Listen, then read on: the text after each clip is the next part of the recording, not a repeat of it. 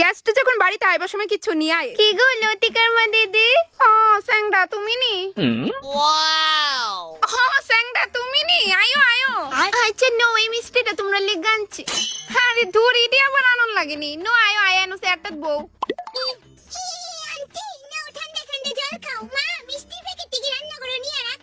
হ্যাঁ, মনে নিয়ে রাখো, কত ভালো।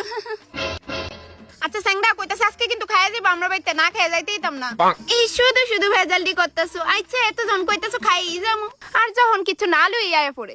লতিকার মা দিদি আসুনি ঘরে? ও স্যাংডা তুমি নি আইছো?